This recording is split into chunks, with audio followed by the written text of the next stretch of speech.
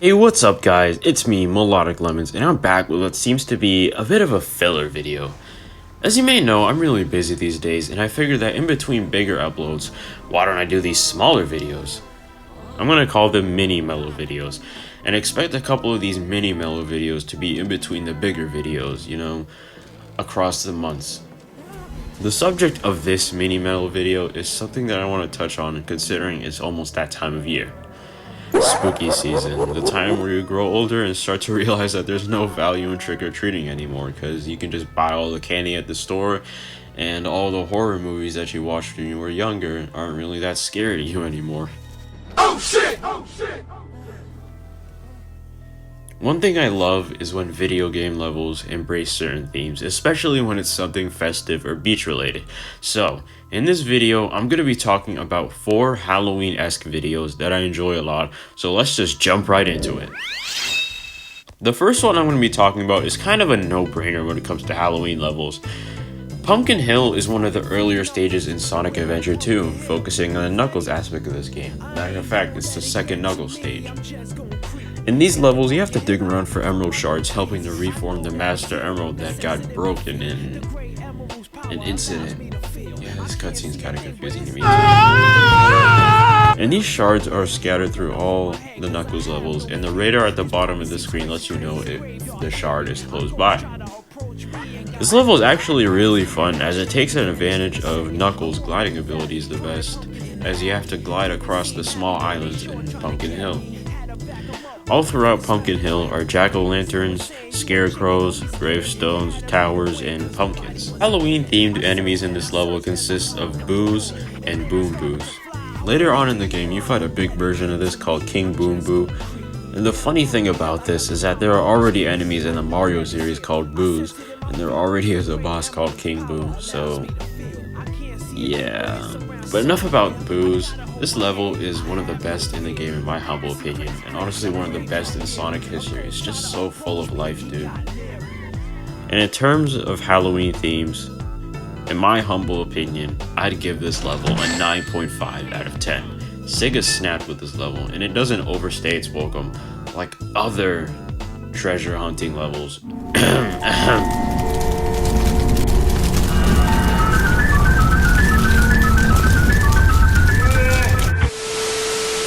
The next Halloween-themed level I want to talk about is none other than Halloween Town from a game that I recently played called Kingdom Hearts. Briefly speaking, Kingdom Hearts is a series in which the main character Sora goes through various Disney worlds, teaming up with Donald and Goofy in pursuit of his friends. But that couldn't be any more brief of a description. Trust me, there's a lot of stuff to this series, and I don't think I could just cover it in this 2-minute section. One of the Disney movies that is represented in this game is none other than The Nightmare Before Christmas. Well, half represented. They don't really embrace the Christmas side of the movie in this level, but it's still a great world. The story of this world is that Jack Skellington and the doctor of the movie are trying to make a heart, and you're tasked with assisting them.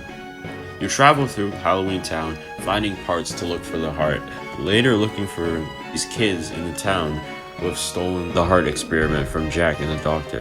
The boss of this world is called Oogie Boogie, and I gotta say, it's quite tedious. And I don't mean tedious as in it's difficult, but I mean tedious as in it's just slow and really boring. This boss focuses on him rolling dice so that he can attack the player, and he offers a variety of attacks, depending on what the dice lands on. You can actually avoid this by deflecting the ice back at him and just hitting it with your keyblade.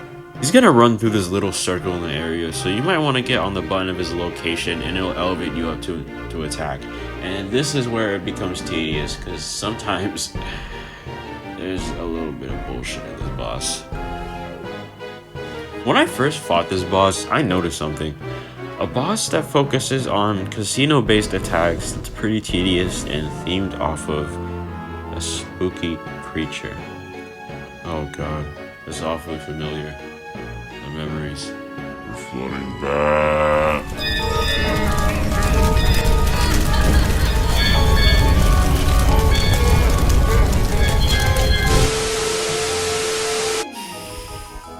There's one more section of this world that focuses on fighting the last phase of Oogie, where you fight him in his tree form known as Oogie Manor. You just jump on him and hit orbs, nothing really complex here. After all that is done, you're presented with the Pumpkinhead Keyblade. This Keyblade is actually pretty good for long range attacks and can deal some pretty critical damage to your opponent. So I definitely recommend it for things such as the mini games in 100 Acre Wood, because there's this one mini game where you need to get bees and you might want to need a long Keyblade for that. I know that you've just been itching for me to talk about this, but Sora, Donald, and Goofy's costumes are just amazing. For some worlds, your party has outfits themed off the nature of said world, and as you can guess, this world sports your party with spooky costumes.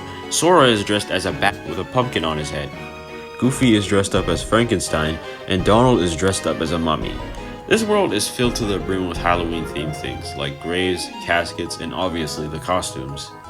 I think this is probably my favorite world in the game other than Hollow Bastion because of how dedicated they are to the themes. I also kind of have a soft spot for Atlantica, but don't tell people I said that. They didn't have to go the extra mile and give the party cool looking costumes, but they did. And that's why I give this level a 10 out of 10 in terms of Halloween themes. It doesn't miss the mark and it does a pretty good damn job while it's at it.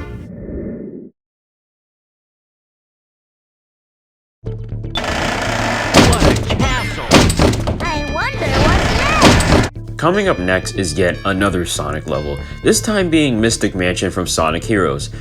I have my own personal thoughts on this game, but I'll save that subject for another day. Sonic, Tails, and Knuckles travel through the Haunted Mansion in search of Eggman and Shadow. This level is actually an Act 2 to Hang Castle, and I would talk about Hang Castle, but I feel this level just really speaks to my taste more. There are the usual Sonic Heroes gimmicks of rails and brakes and whatnot, but this level was actually pretty enjoyable for me to go through. I can't say the same for a lot of Heroes levels, but it's still great nonetheless. This level is really cool because you go through the many rooms of this Haunted Mansion, all sporting Halloween themes. You even get to see some of the Halloween decorations, like a skeleton with 2 plates and pumpkins as well. This is one of my favorite Sonic Heroes levels, particularly because of the theming. I would talk about Hang Castle, but as I said before, this level really speaks to my tastes more. I want less green hills, less chemical plants, and more of just Sonic going through these cool locations like he once did.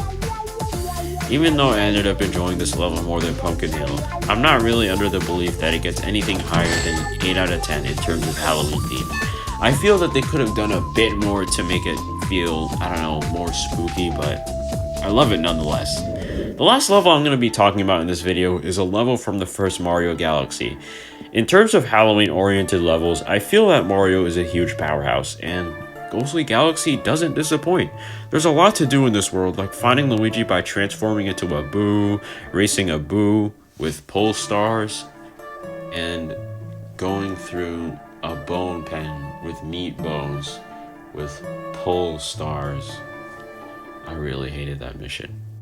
This level is really beautiful, showing off some of the graphical expertise of the Wii at the time. Younger me was really annoyed at some of the stuff that I had to do in this world because of how I hated doing the Daredevil run with Bouldergeist and the bone pen.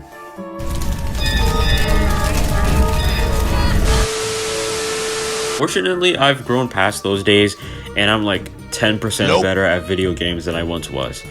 As I stated before, this level doesn't really lack in presentation, and you can see this through the enemies. We have Pumpkinhead Goombas, Boos obviously, spiders, space Boos, and even bats are present here.